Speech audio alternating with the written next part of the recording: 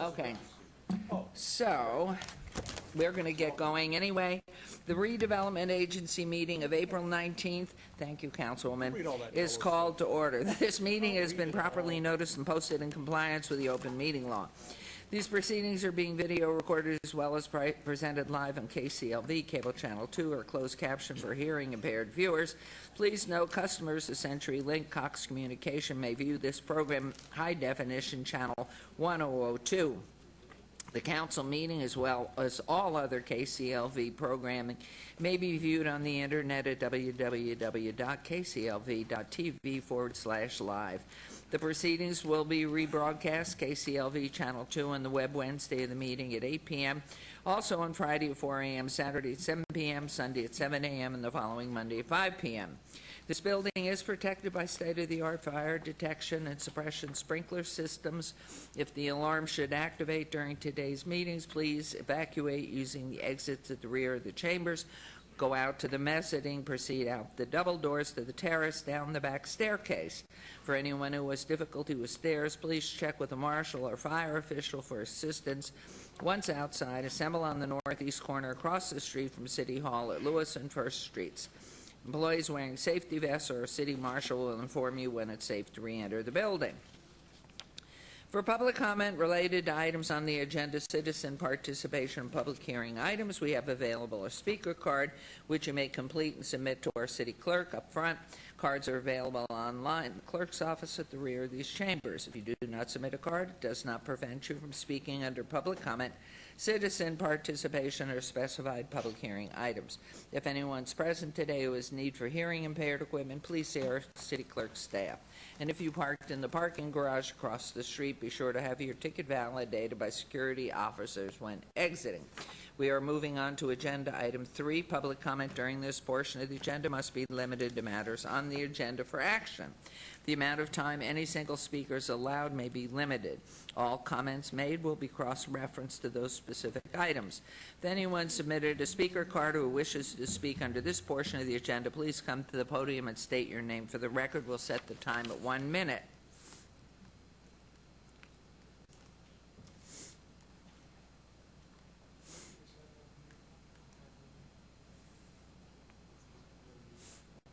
Good morning.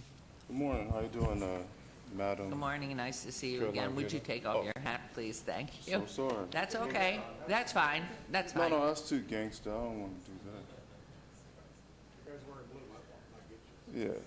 Yeah. My name is Tomei Lawrence Holdup. As I say, I live in Ward 6, Stephen Ross's ward or whatnot. I wanted to, since I've been experiencing the difficulties of being martial law, being Jim Crow law for over a 5-year period, and simply cannot get individuals who are sworn under oath to respond to their oaths, I want to be able to go before Congress. I already have, you have Judith Heyman, who is a disabled woman in September 27th of 1988, who made a major difference as far as being disabled.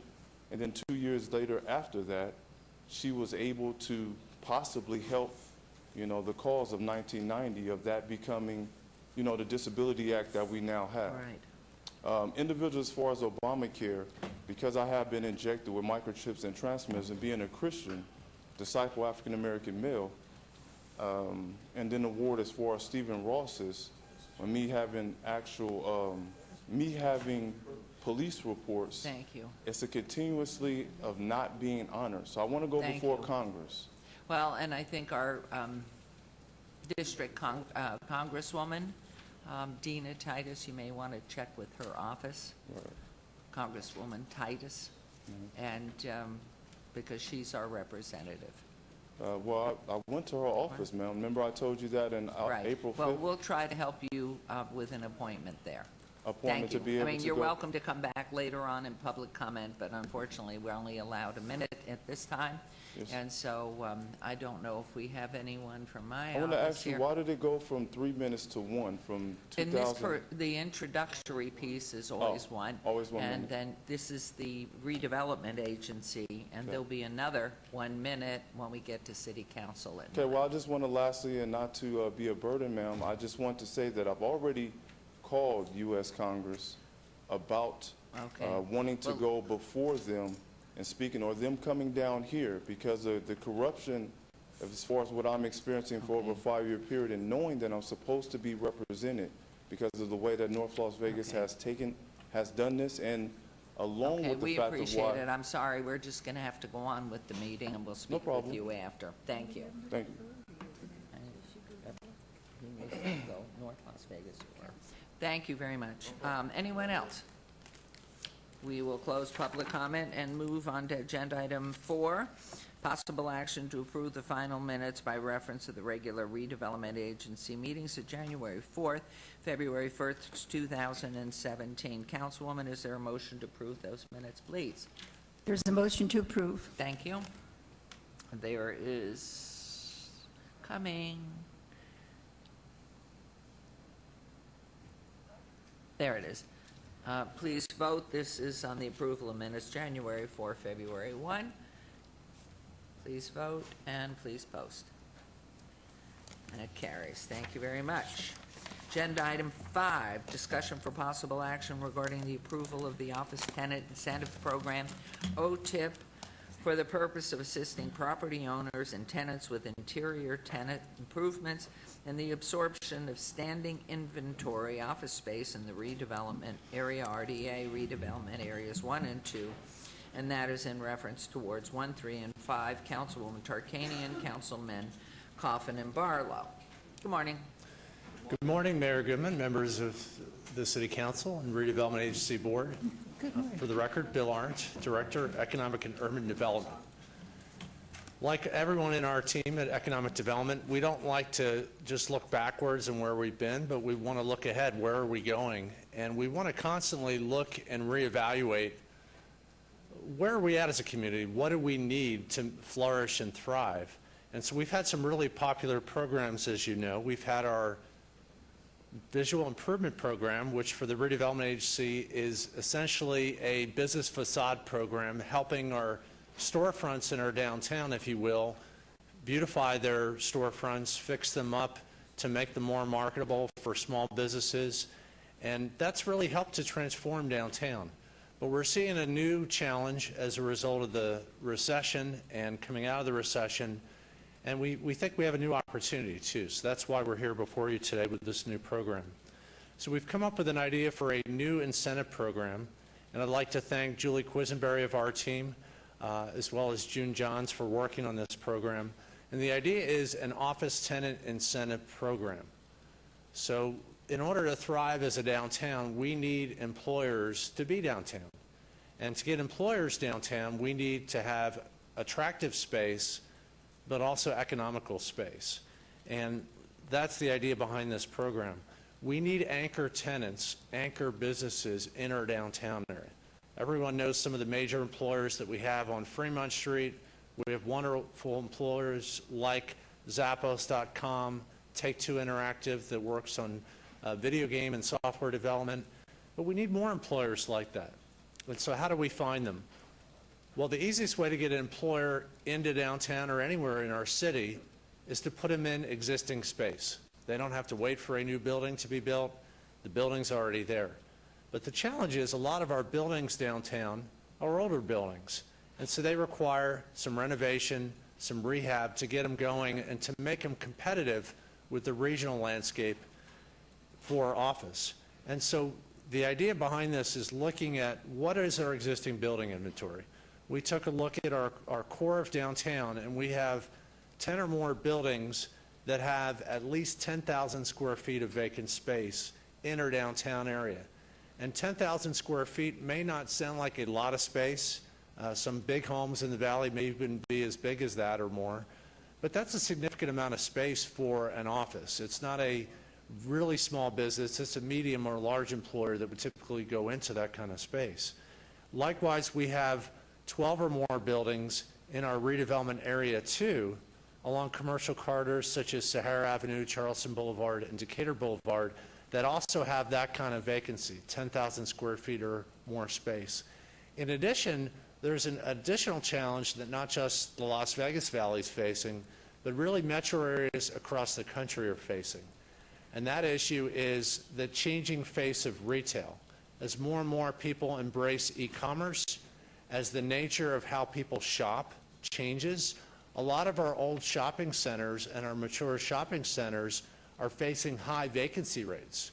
And some of these shopping centers actually provide an opportunity for businesses that aren't retail stores, but businesses to move into those spaces. A great example of that is the Southern Nevada Health District that we worked with in Redevelopment Area 2 to support them moving into a former Target space across from Meadows Mall that was sitting there vacant.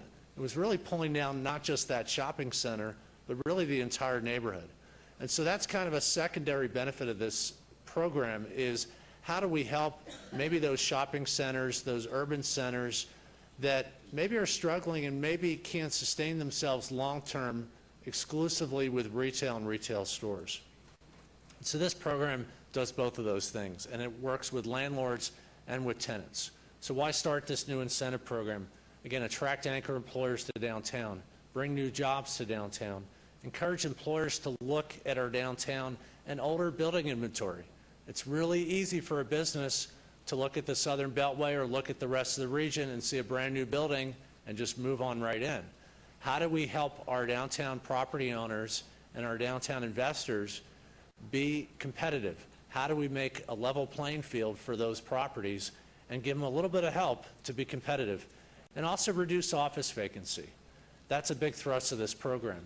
Without reducing this office vacancy, we're not going to get new office buildings built in downtown.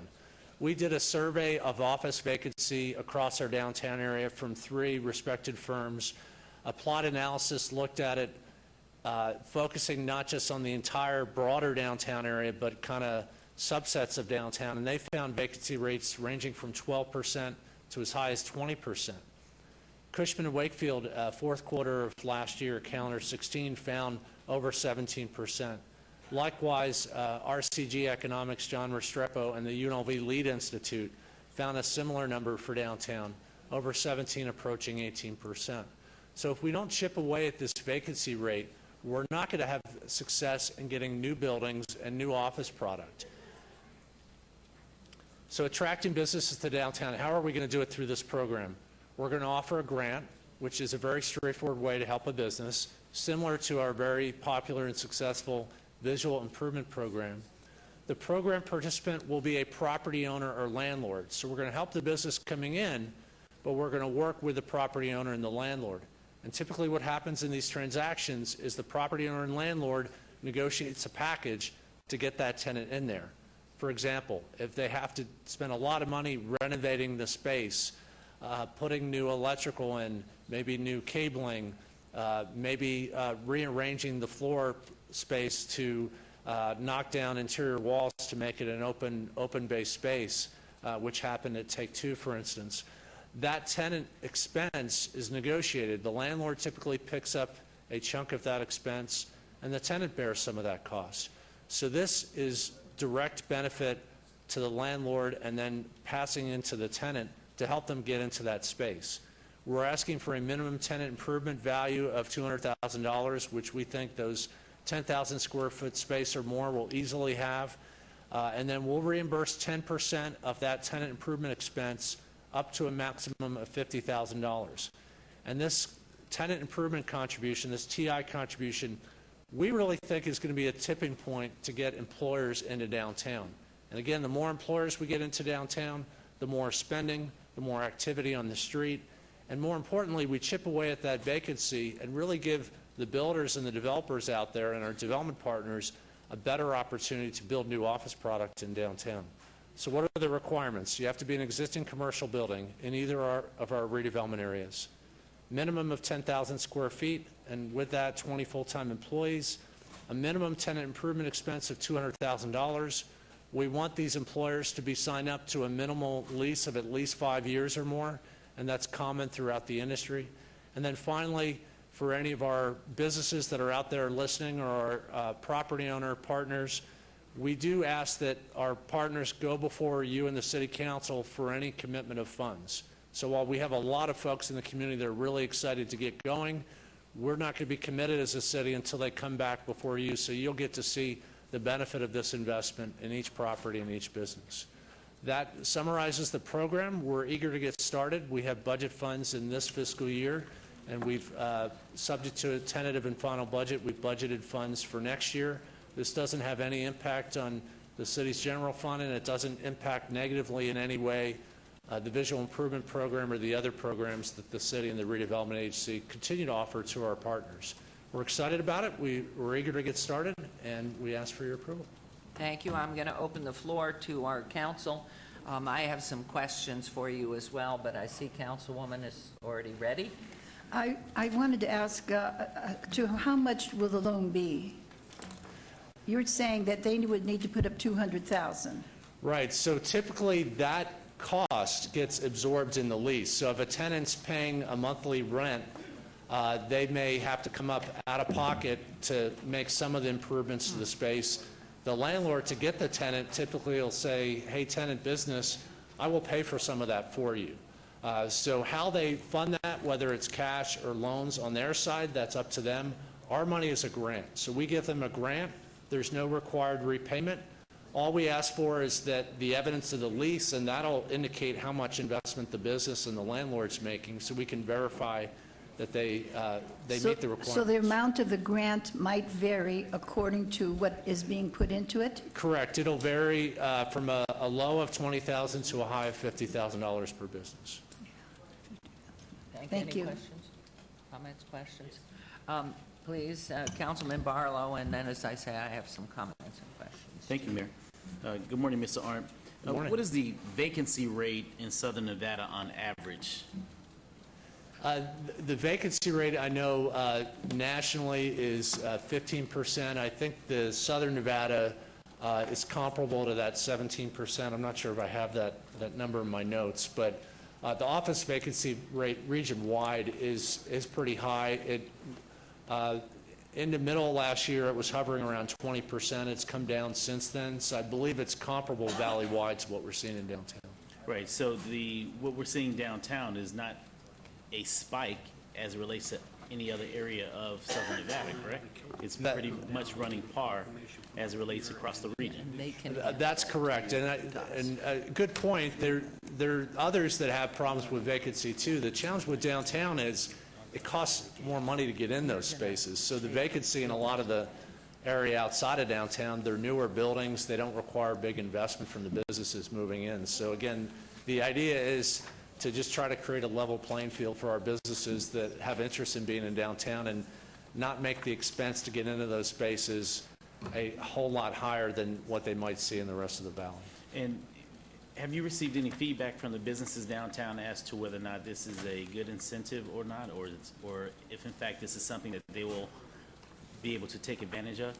We have. We've met with multiple property owners. We've met with real estate brokers that represent those businesses that are trying to fill those spaces, and they believe that it really can be a tipping point, and I would expect to see it be a really popular program, and that we'd have applicants coming in right away. I would expect within 30 to 45 days you're going to see multiple applicants for consideration.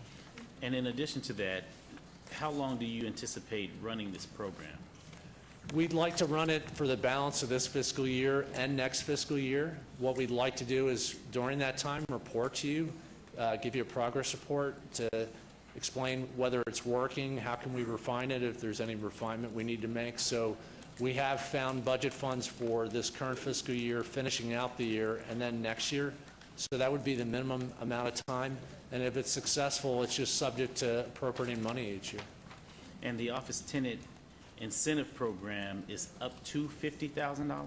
Up to a maximum of $50,000 from the redevelopment agency, correct? From the redevelopment agency. So this is, in essence, equitable to what we're doing with the visual improvement program as far as the facade improvements? Correct. And we see, I believe that if you drive around downtown, walk around downtown, I encourage our listeners to do that, spend time and money downtown.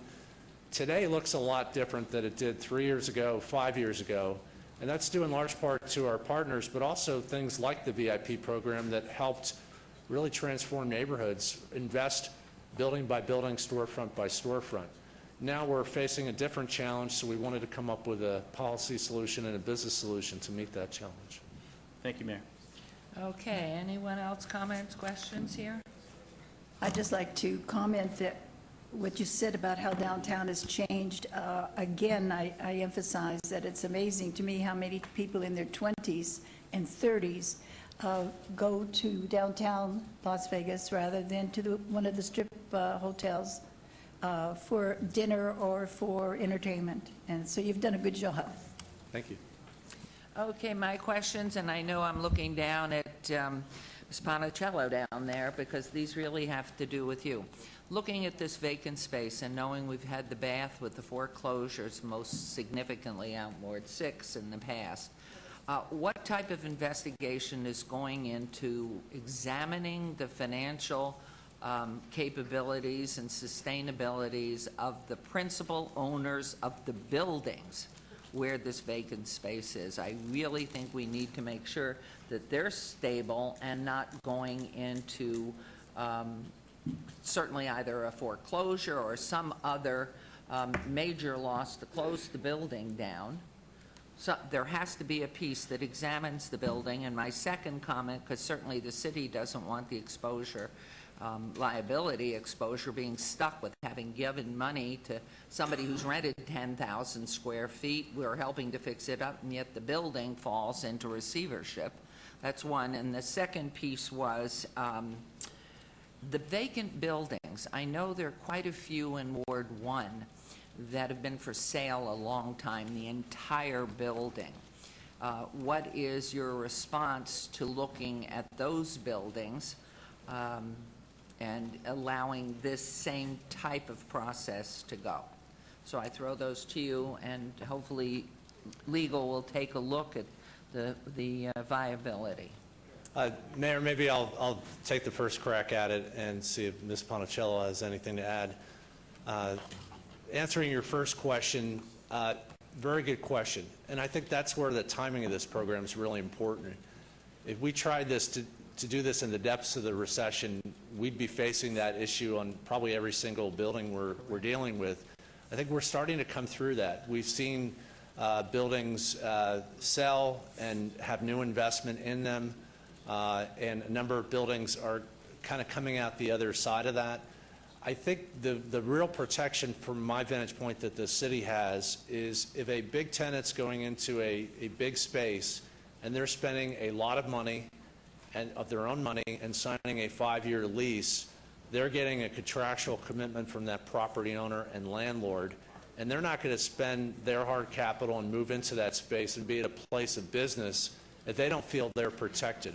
Regardless of whether the ownership changes hands while they're a tenant, they're making sure they protect their bottom line, and that's a significant amount of investment. If a tenant's putting in $200,000 or more, they're going to make sure their investment's protected. They're going to have a real estate attorney representing them, likely a real estate broker representing them, and that's where the requirement of that 5-year lease, we'll get to review that lease with the landlord to make sure that that it's a bona fide transaction. So I feel on that first question, I think we're very well protected. On the second question about buildings for sale, this isn't going to solve all the problems with downtown and the greater downtown area with real estate, with maybe buildings being up for sale and no buyers buying the buildings. I don't think we're going to solve that problem. I think what it does is it gets tenants into those buildings.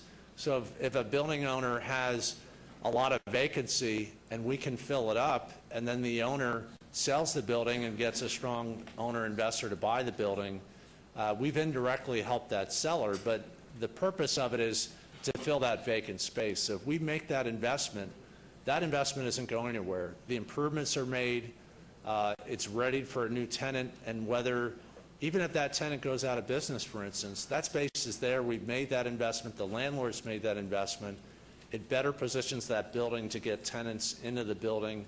So we think it really is going to get businesses downtown, but also reduce the vacancy. That's the primary objective here. So I think we're protected on the first question. I think that broader issue of properties changing hands, we've seen that happen, and that's going to happen in any real estate market. You're going to go through cycles. I don't know if I Ms. mean, Ponticelli has realizing anything that on whoever is renting this space is putting in a great deal more money than the city is. Right.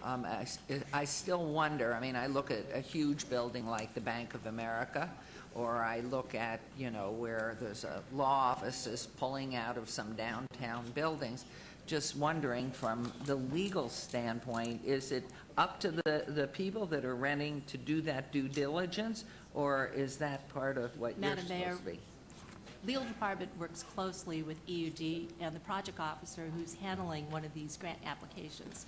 So we would look at the title report of the particular building. We'd look to see if there's anything of record, like any bankruptcies, any judgments, any liens. We also do extensive due diligence and creditworthiness checks on it. And Mr. Arndt made a good point that this is more or less a reimbursement. They're putting out a lot at stake. They're making the investment, and in turn, the OTIP grant will be reimbursing them after the work is done to make sure that they do it in accordance with their plan, their application. So I think we would have to weigh the risks when the application comes in, whether to go forward with the application, but thereafter we would work hand in hand with the landlord and the applicant, the tenant, to make sure the work is done and that we have a viable lease. That's why Mr. Arndt and his group said it had to be a minimum of a 5-year lease. There had to be a certain threshold that they had to invest into the property. So I think the risks have been looked at very closely. Great. Thank you very, very much. Any other questions, comments? Madam Mayor, I just wanted to ask, it is understood that Ward 1 will be part of this in the RDA 2 part, which contains a lot of Charleston and Sahara and Decatur, right? It's my understanding. Yes, Councilwoman, absolutely, that is correct. Yes, Ward 1 and the redevelopment area inside Ward 1, that will be included.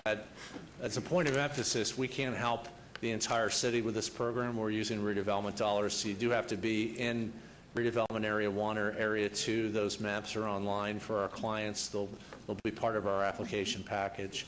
But that does include, I think, some of the places the mayor was mentioning, so that we would get that help. Thank you. Correct. Okay, why don't you make a motion then? We would entertain a motion then. I move to approve. Thank you. All right, there's been a motion to approve agenda item 5 here in the redevelopment agency. Please vote and please post.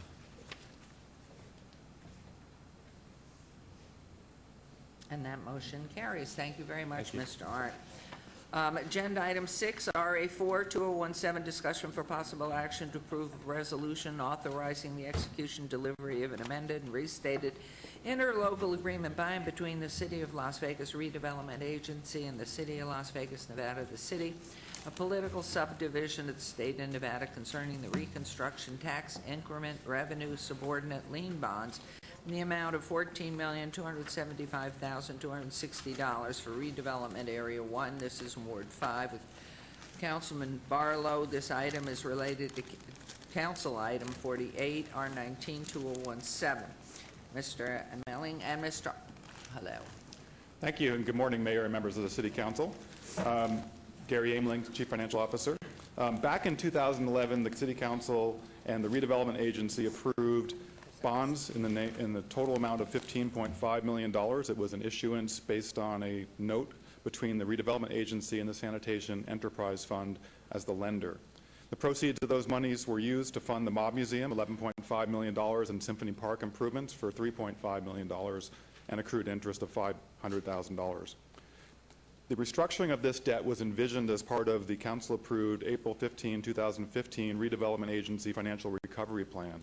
Several aspects of that plan had already been completed prior to today, including extending the life of the Redevelopment Agency, restructuring a separate $85 million worth of debt, restructuring the Performing Arts Center debt, and then this last piece, restructuring the Sanitation Enterprise Fund debt, is the piece that's before you for consideration today.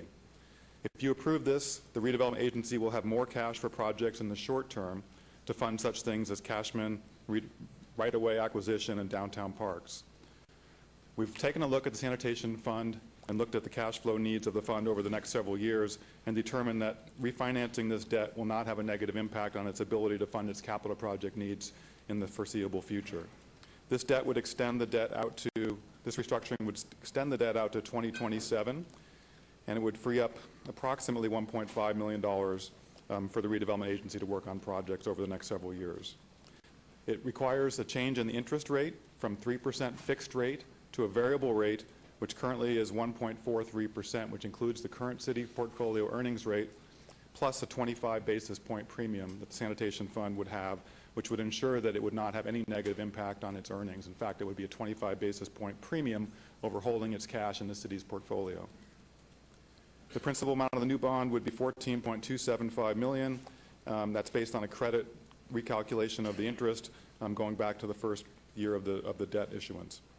And with that, I'd be happy to answer any questions. Comments, questions from council? Councilman Beers? Thank you, Your Honor. I was a little perplexed because I feel conflicted. In my capacity on the City Council, I have a fiduciary duty to the integrity of the sewer fund.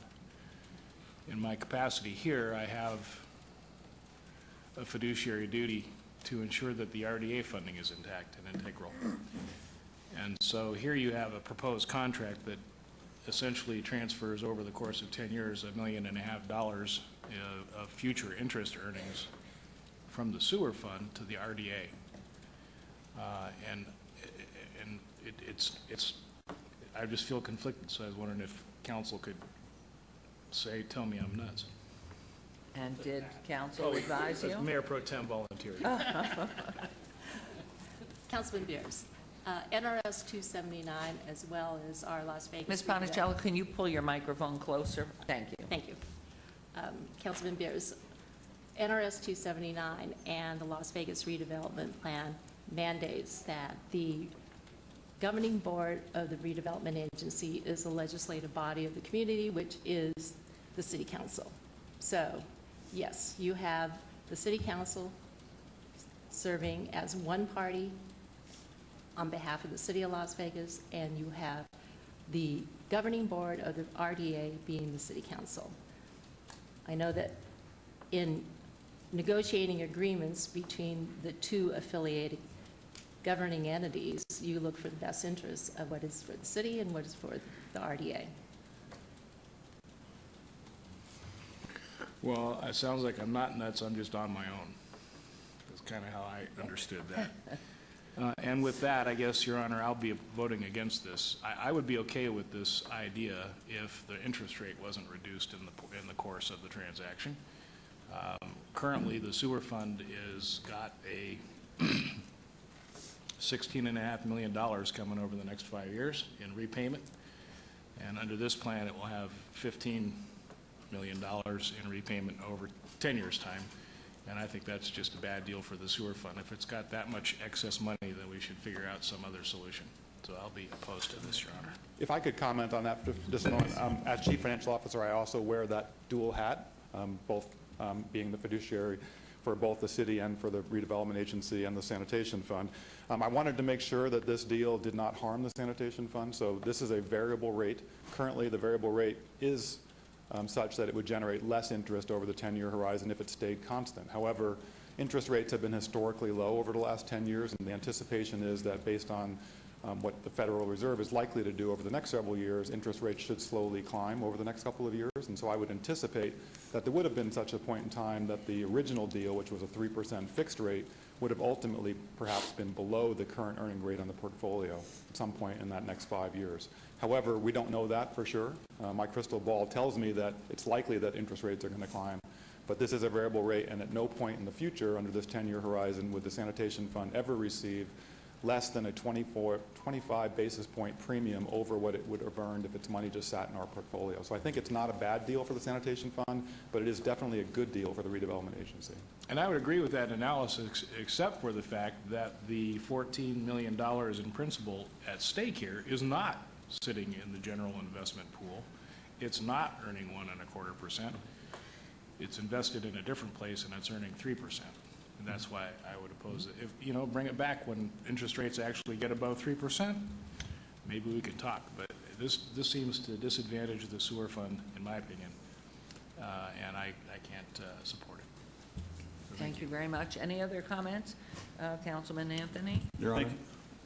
Yes, I'll Thank get you, to Mayor. Councilman Anthony and then Councilman.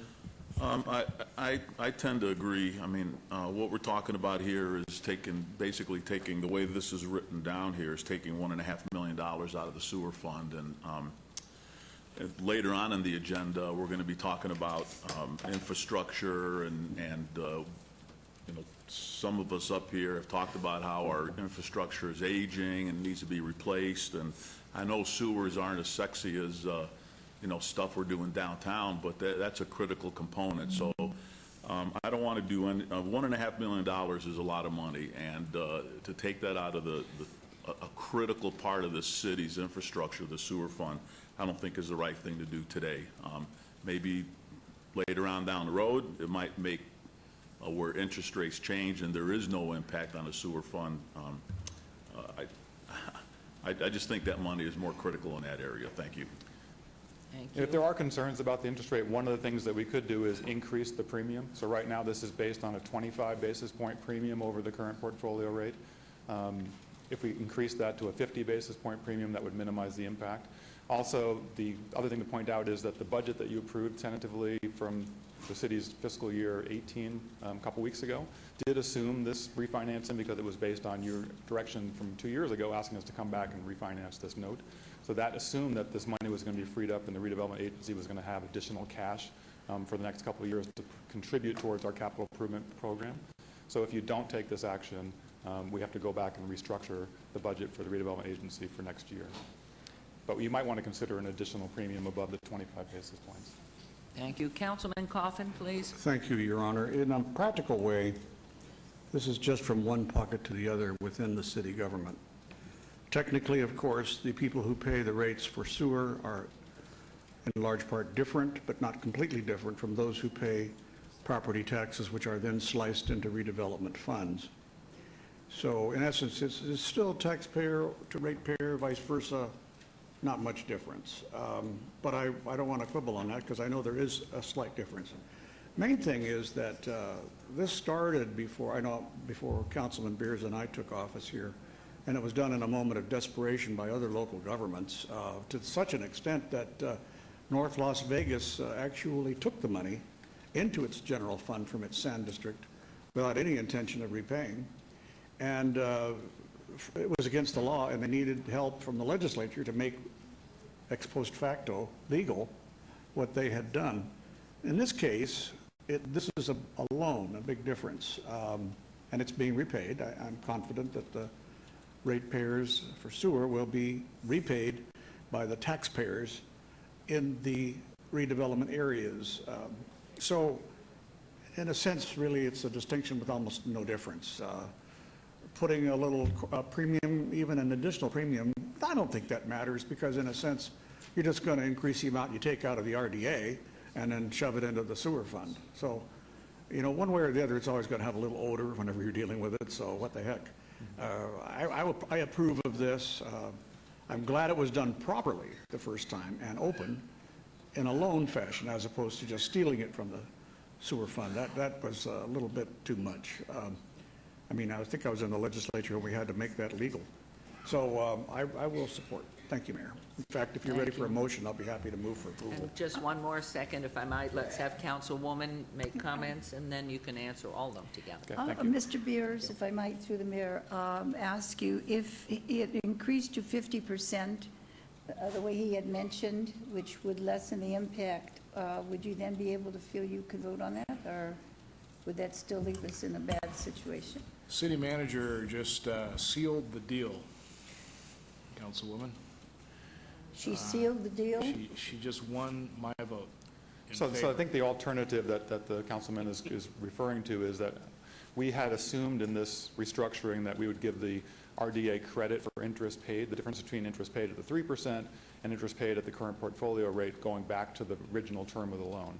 If we don't do that, that's a $1.2 million swing based on the numbers that we've calculated, so that would make it almost an even deal. And based on the prospect of rising interest rates, it's very likely that the sanitation fund would actually earn more interest rate over the horizon than what it would have earned under the original note.